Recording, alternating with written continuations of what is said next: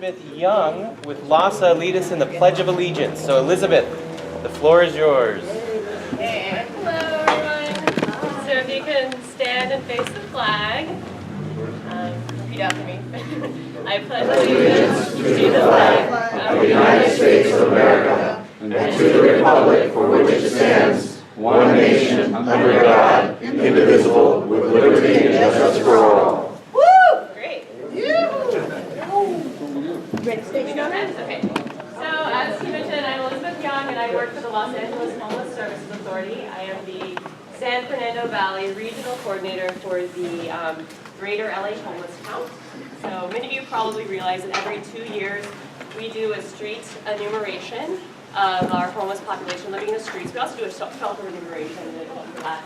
But in order to do a count on the streets across LA County, we need the help of thousands of volunteers. I'm asking for about 1,000 volunteers in the San Fernando Valley alone. We will be counting on the 29th of January here, and the 27th and 28th in other areas in LA County as well.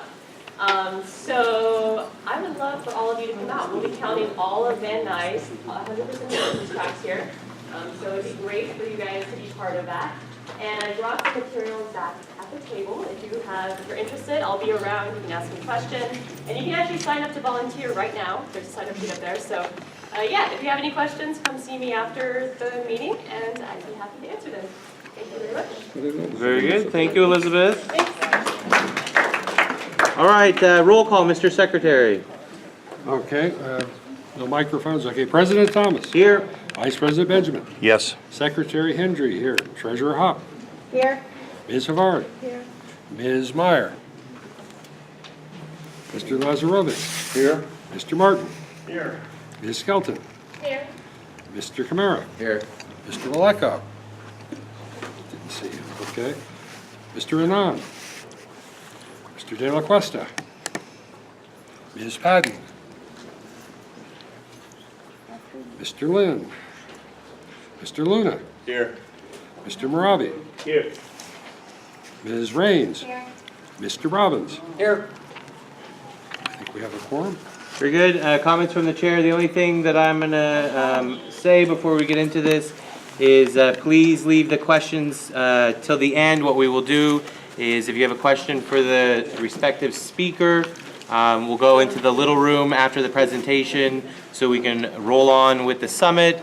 We have almost 20 confirmed speakers, and if you give them 10 minutes each, that's 200 minutes, so that's well over 3 hours.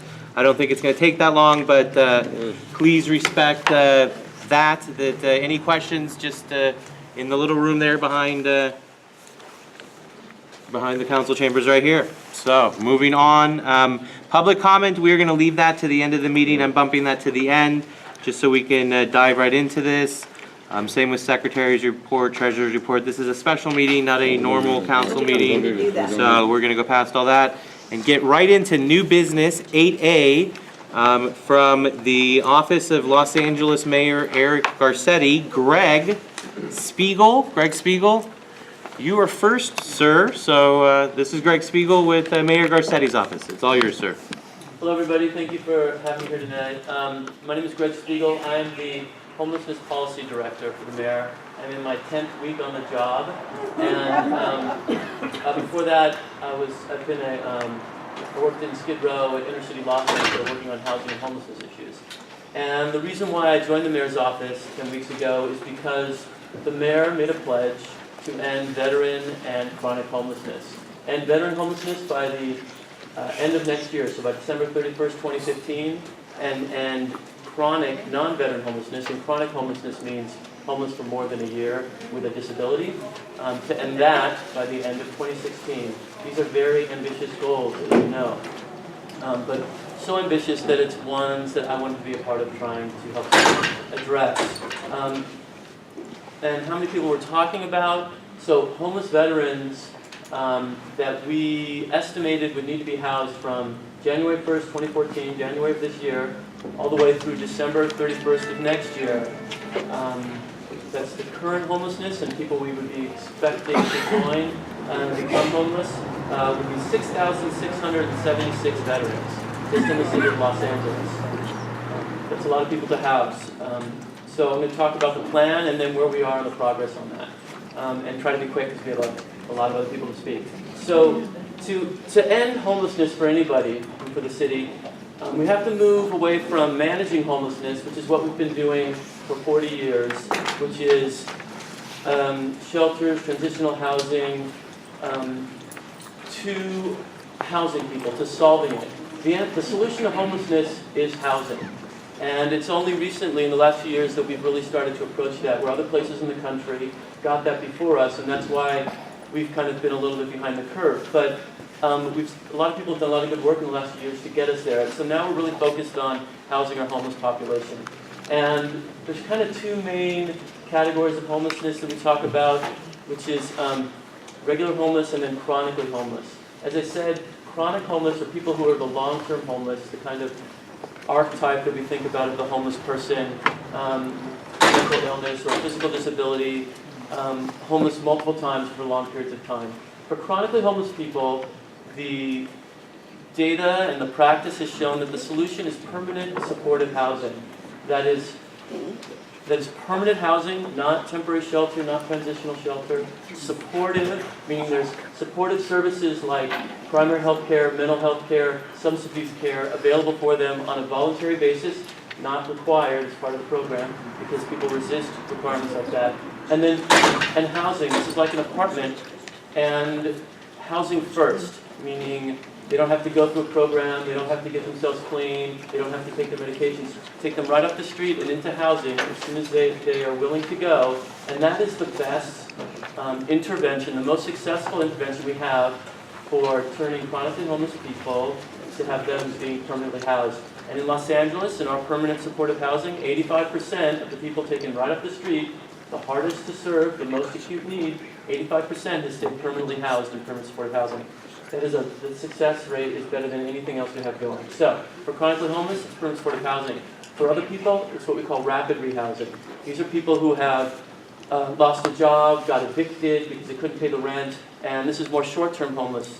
So these people need shelters to catch them when they've lost their place to live, but for short-term, and we need to connect with them promptly, connect them with some services to get them back into their housing, or some rental assistance to get them housing short-term, with some short-term services to get them back on their feet, and then you kind of let them go. So two interventions, one a minor, a short-term, one rapid, and then permanent supportive housing for the chronically homeless. Okay, and all this is coming together as part of an effort called Home for Good. I don't know if anybody has heard of Home for Good. It's an effort led by the United Way and the LA Chamber of Commerce, who came together with hundreds of stakeholders working on homelessness and housing issues. And the Home for Good plan is the way in which we are going to end veteran chronic homelessness. The plan is a system. What we have right now, or what we've had until recently, is, and I worked in the nonprofit sector, and I'm guilty of this as well, but we have hundreds of different nonprofits, all with their own programs, all with their own funding, all with their own intake system, all with their own services. And they all, 99% are great and do a good job, but they're all in isolation. It's very hard to work together. You have to protect your funding sources. And so collaborations pop up, but they're small. And so if you think about the consumer, the homeless person, they go to one nonprofit and they say, can you help me? And my nonprofit would say, oh yeah, we could provide 2 things for you. It seems like you need like 7 things. So we can help you with those 2 things. You need to go somewhere else to get those other 5 things, and we don't do housing. I know one group provides one of those things, but you just have to go and find the rest yourself, because I don't know everything that's out there. So you have to be a really educated, motivated consumer as a homeless person to get everything that you need. It's a very tough system. So what we're talking about is a coordinated entry system where the homeless person, the consumer, has a one contact point. And then the system matches them to the housing and services that they need, rather than expecting them to do it. We've expected them to do it, and it hasn't worked. So this is a different way to do it. So coordinated entry system is people who do outreach into the community, who go into neighborhoods, reach out, establish relationships with homeless people, to get them in relationship, to conduct an assessment, to find out what their physical and mental health needs are and their housing needs are. Also what their eligibility statuses. Are they a veteran? Would they be eligible for veterans benefits? What other kind of benefit categories do they have? That outreach worker takes it back to the system. The system inputs it into a database, and then that database prioritizes that person. So we want to serve the highest need person first, the highest acuity, the closest to dying on the street, and so we match that high priority person with the housing and services they need. So that's the system. We want to eventually outreach to everyone, have them in our system, and match them up into housing and services as they become available. So as they become available. So that's two things there that those listening at home would realize is one, we have to have enough outreach workers to get throughout the city and the county of Los Angeles. Right now we have a beginning of it. We have a system, but it is a handful of people in each of the 8 spas, gigantic spas, service planning areas in the county. So we need a much more robust outreach and staff system. And then we also need more housing at the end of it, the permanent housing to place people in. If we don't have housing, it doesn't really matter. Housing is a solution. So my number one priority at the mayor's office and for the city is to identify in our current housing inventory that subsidized housing that the city has built or subsidizes, what can we target for homeless veterans and chronically homeless people. Set them aside, get them into the system so we have the permanent housing in place for people as they get through our system. And then number 2 is to get more resources for our coordinated entry system so we have more people, trained professional social workers going out into the county, outreaching, developing relationships, getting people into services and housing.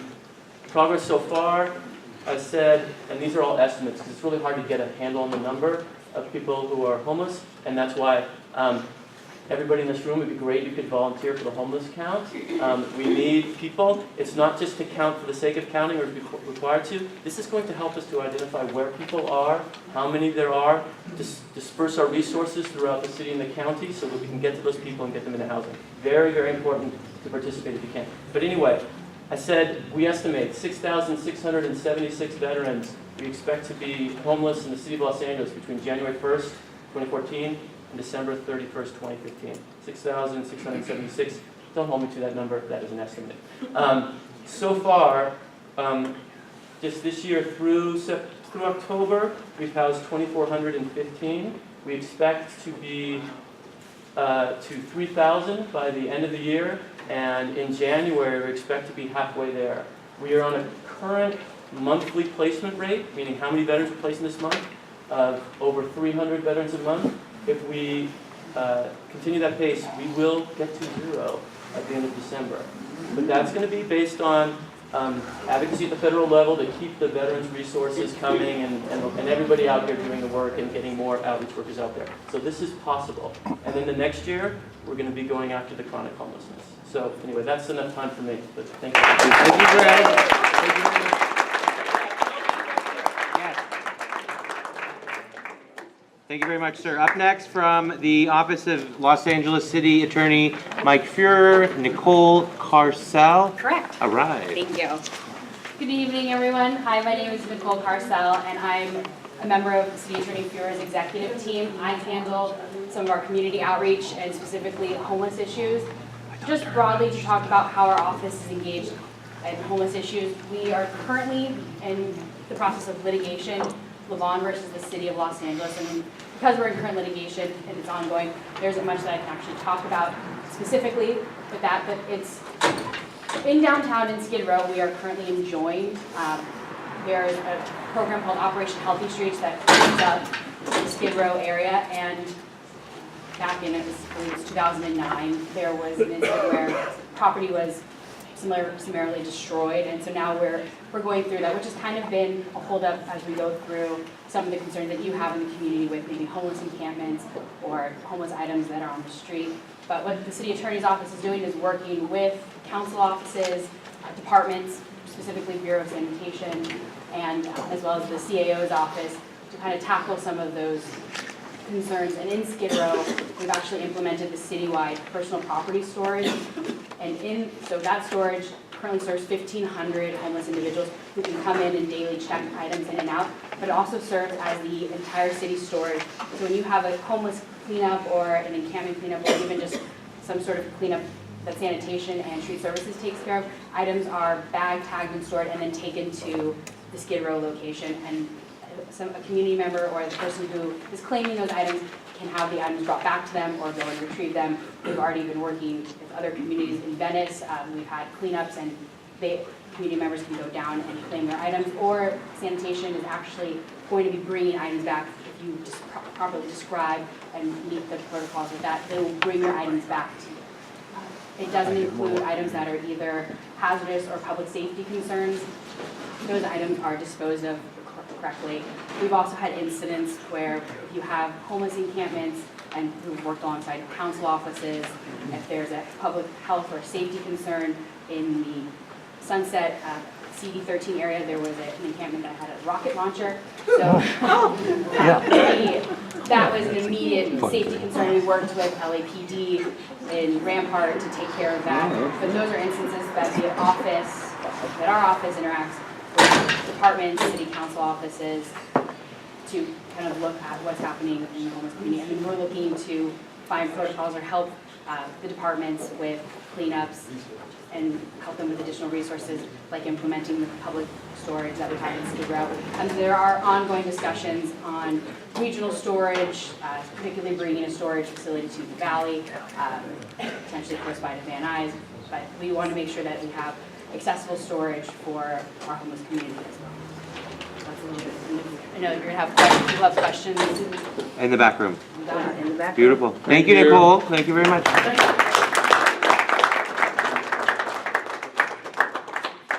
All right, up next, Nikki's going to say a few words. Nikki is with Councilmember Paul Krikorian's office. Thank you, as always, Nikki, for helping with this. And I'll be short and sweet so I can get more time for the speakers. I just want to quickly thank the speakers that we invited to come tonight, that are here on behalf of Councilmember Krikorian, San Fernando Valley Rescue Mission, LA Housing, Family Housing, LA County Department of Mental Health, and National Alliance of Mental Illness. Thank you for taking our invitation and coming out for this very important summit, and thank you to Connecticut Council for putting this on. The council member tries to do a quarterly, at least a biannual Homeless Connect Day, where we go around and pick up as many homeless people as we can. We bring them to a church, and we have all the resources that we can possibly think of available for them, and try to hook them up with whatever we can right then and there. And this has actually been a very successful program for us. Every time we've done it, we've been able to place about 10 people into a house or some sort of shelter from that one particular event. So we're going to continue to do so. It's a very small piece of the pie, but it helps. It's a good local neighborhood thing to do. So if you are interested, please keep in touch with us through the newsletter and through our website and Facebook. And we will be having one coming up in July. I'm sorry, January. Much quicker. Thank you all. thank you very much, Nikki. All right, from Councilwoman Nury Martinez's office, Guillermo. Yay, Guillermo. Come right up, Guillermo. Good to see you, sir. Guillermo, you have the floor. Thank you, thank you. Good to see everyone.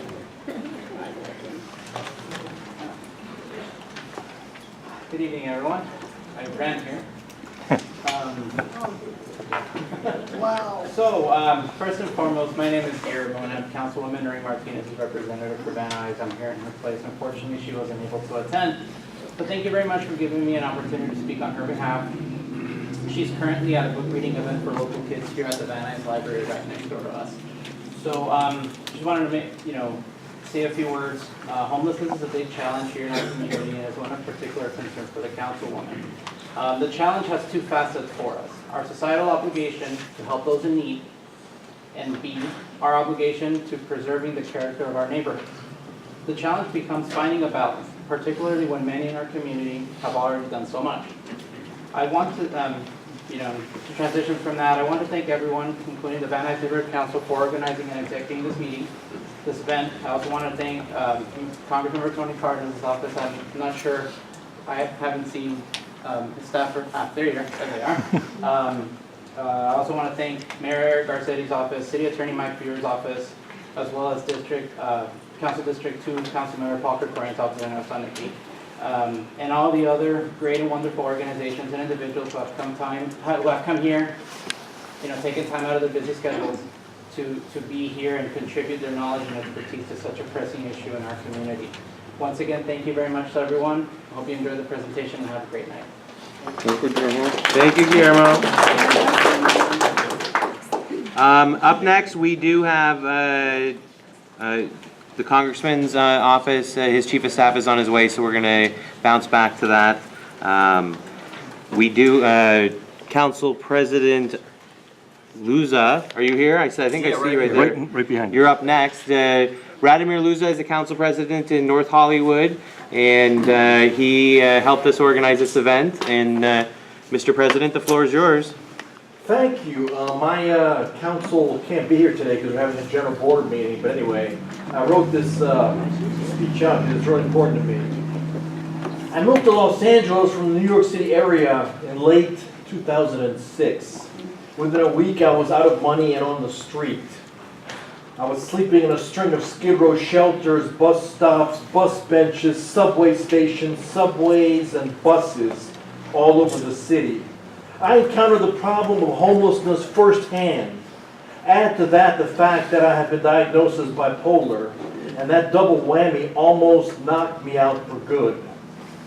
It is the marginalized, poor, and homeless I now witness pushing overflowing shopping carts on the sidewalks and streets of this teeming metropolis while sleeping in its parks and eating out of its garbage cans that brings me here today, as well as my own experience with homelessness and mental illness. The two do indeed inform each other, like husband and wife or brother and sister, one often following from the other. As I believe this summit is about finding solutions and not pointing fingers, I believe more time and money must be spent by the city to understand and deal with mental illness. Many homeless people are mentally ill. A clinic here and there behind locked doors is not the answer. An open door policy where everyone, including the low-income citizens, can get help from trained and qualified psychiatrists, psychologists, and therapists is of the utmost importance. Medication should be readily available for nothing or next to nothing to anyone who needs it. If the expansion and personalization of the mental health system in Los Angeles needs to be funded by the state or federal government, find a way to make it happen. Homelessness will be much less of a struggle for the city and police if there were less homeless people on the streets. Look people in the eye, deal with them from your heart, and help them as best you can, keeping in mind that he or she is a fellow human being, not a piece of cardboard to fix. Only that way will progress be made. My journey has brought me here today, where some of our sharpest minds gather to make a difference. I hope that my contribution, however small, comes from experience, not imagination, action, not talk. If I can be of further assistance on this subject, please do not hesitate to get in touch with me as soon as possible. As the neighborhood council I represent in Western North Hollywood struggles with its own burgeoning homeless issues. And I want to thank everyone involved here coming out today, and especially I want to thank you, George, and the Van Nuys Neighborhood Council for organizing this. I think it's a great idea, and it's overdue, and it's something we needed to do a long time ago. And I want to thank everyone. So that's all I have to say. Thank you very much.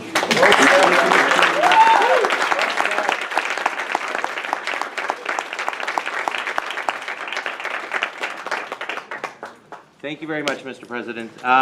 We are going to dive right into it and start with our first speaker, Barbara Wilson. Are you in the audience somewhere? Why, yes, I am. Well, Barbara Wilson, all right. Thank As you. promised. Yes, Yes. thank you. Thank you so much. Oh, gosh, I have to talk from notes, or otherwise I talk too long, and the previous speaker talked about having some of the sharpest minds in the room. Obviously, he didn't know I was here. So, I do want to thank George Thomas and the Van Nuys Neighborhood Council for this opportunity. What I want to talk to you about today is the historical information about the delivery of mental health services in California, real briefly. I also want to thank a very special lady tonight who has worked on Capitol Hill as a Brookings Institute Fellow. She is the go-to lady for all things about contractor oversight, waste, fraud, and abuse, as well as the budgetary process, and an expert on Veterans Affairs. She has returned home to the 8th largest economy in the entire world. That would be California, folks, if you don't know that. Where you can snow ski and water ski in the same day in the same state. Where is that? California? Yes! Yeah. My daughter, Nicole Wilson, who's been up since 4 o'clock this morning working East Coast hours. Support her mom and keep her on track, okay? So who am I? My name is Barbara Wilson, and I had a master's degree in social work and back in the Stone Age, 1970. My experiences, I worked in state hospitals, back with Cuckoo's Nest, state treatment programs. I helped develop community programs in 3 states. I have experience with the following populations: back wards, as they used to be called, women's maximum security, geriatrics, adult, acute, children, pre-adolescents, adolescents, community development, youth programs, and private industry. I've worked with people with mental disabilities, worked with people with developmental disabilities, helped develop training programs for non-medical residential care providers and trained them, as well as group homes for adolescents and adults. So I have a little bit of experience. Why am I talking? I think Dr. Phil says that. Because the state of California, when I graduated in 1970 with my new shiny master's degree, it was the number one, folks, in the entire nation. It was the #1 state in the nation that developed and provided mental health services in a humane, dignified, cost-effective, and effective way. What happened? I'm appalled at where we've sunk, but maybe that didn't bother you. So I'm going to give you a little story real fast, trying real fast. Okay, I'm telling you a fictitious family. We're going to call it the Kelly family. If your name is Kelly, no offense. Well, this family lives in suburbia. They did everything right. Mom and Dad worked hard. Mom stayed home, took care of the kids. Dad went out, had a small business. Everything's great. They go to church on Sunday, Little League, the whole 9 yards. 3 kids. Sharp kids. They graduate with honors. They go to UCLA. They're wonderful kids. 2 out of 3. But there's this one kid. He graduates from high school, he's wonderful. But somewhere between high school graduation and college graduation, he unravels. Nobody knows what happened. But he starts to hear voices. Now, back in the olden days, that used to be called, you hear the demons, you know, and you pray them away. Now we have chemicals. Why is this important? What happened to this kid?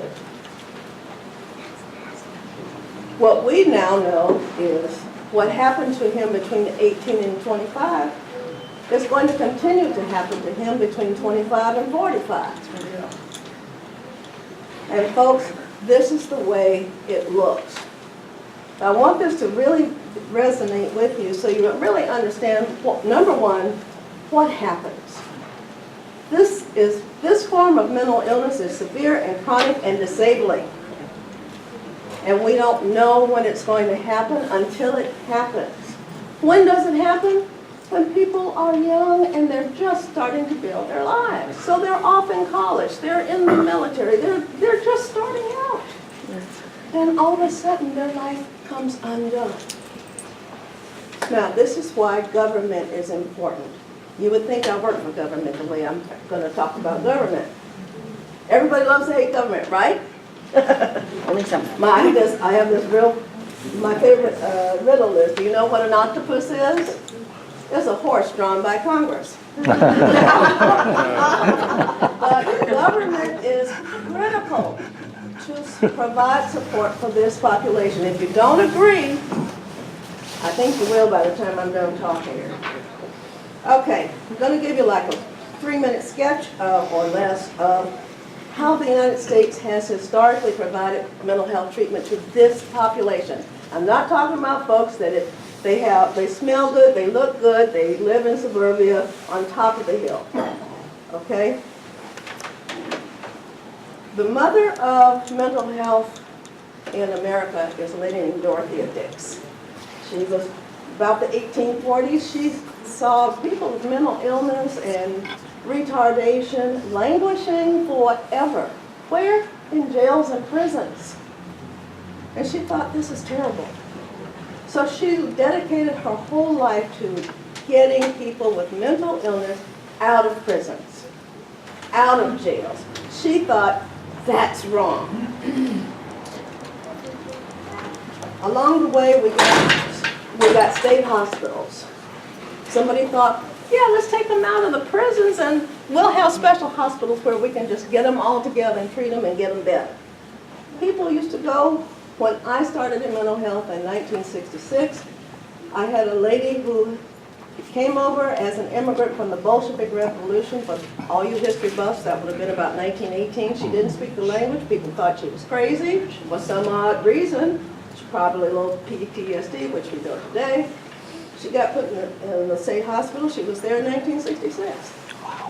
She spent her whole life in the state hospital. So that's the way it used to be.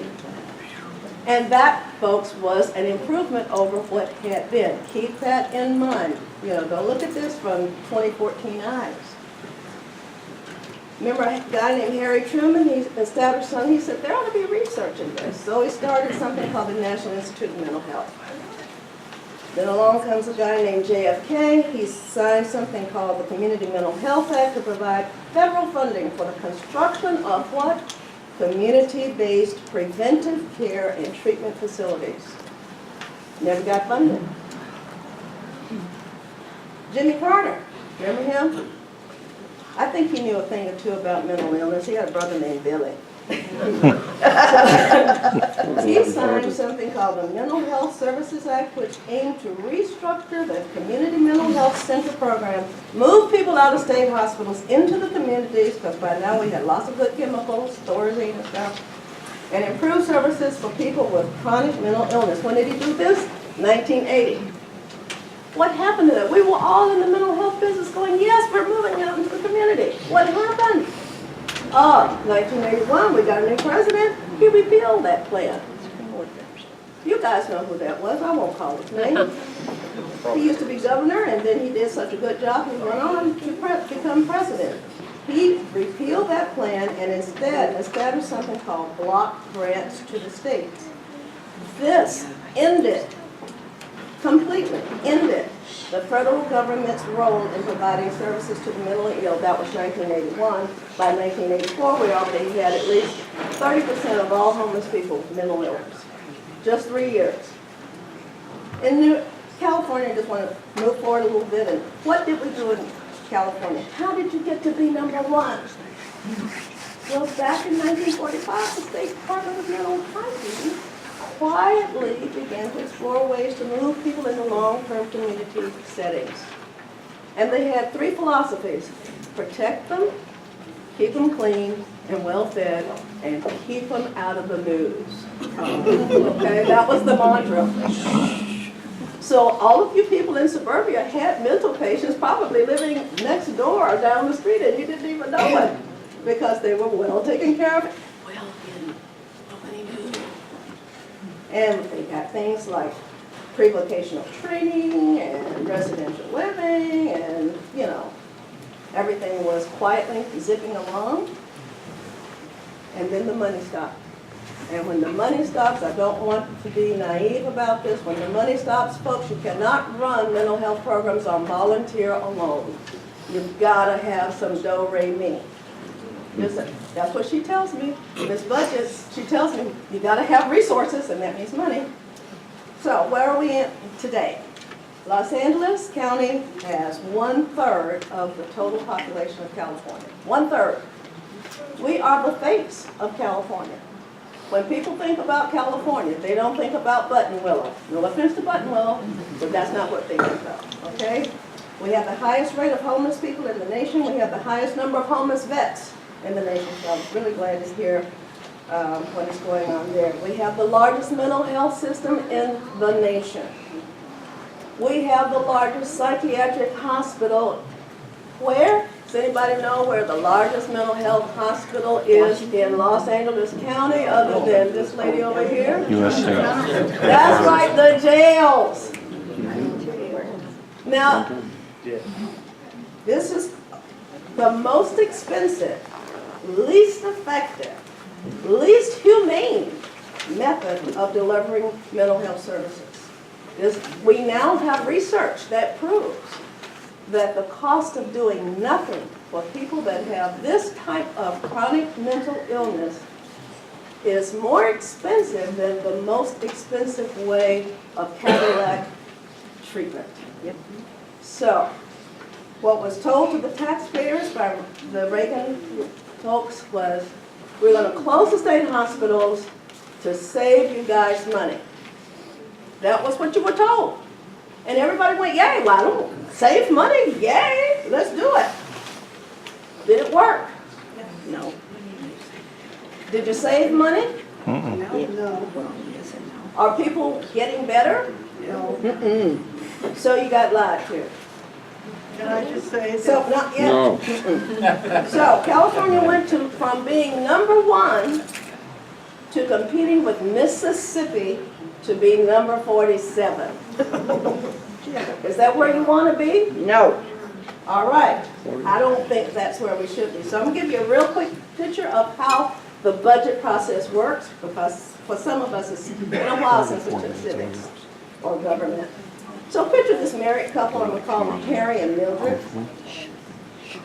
So Mildred says, you know, Harry, I've been thinking we should paint the living room yellow.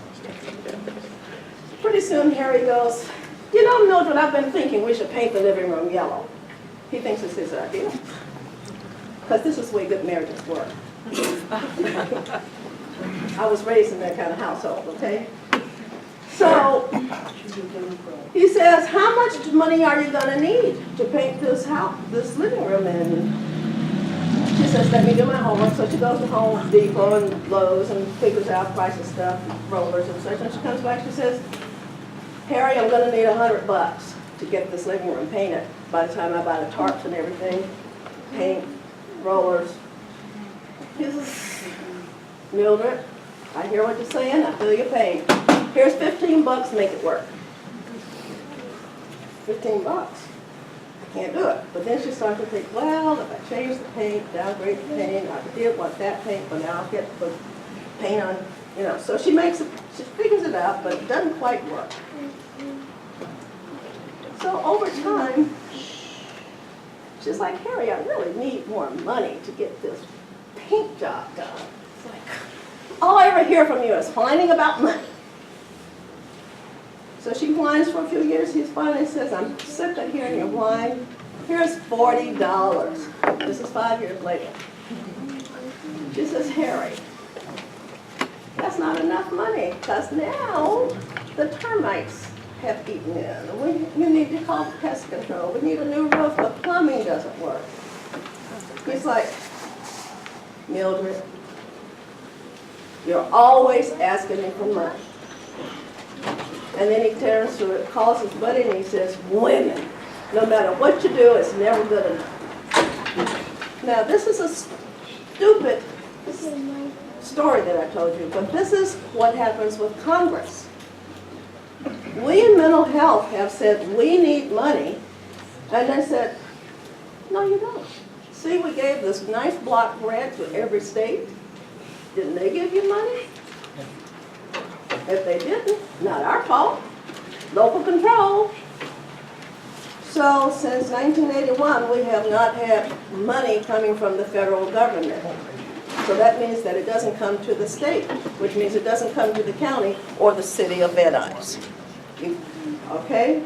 So now we are actually starting to get to paint the mental health house.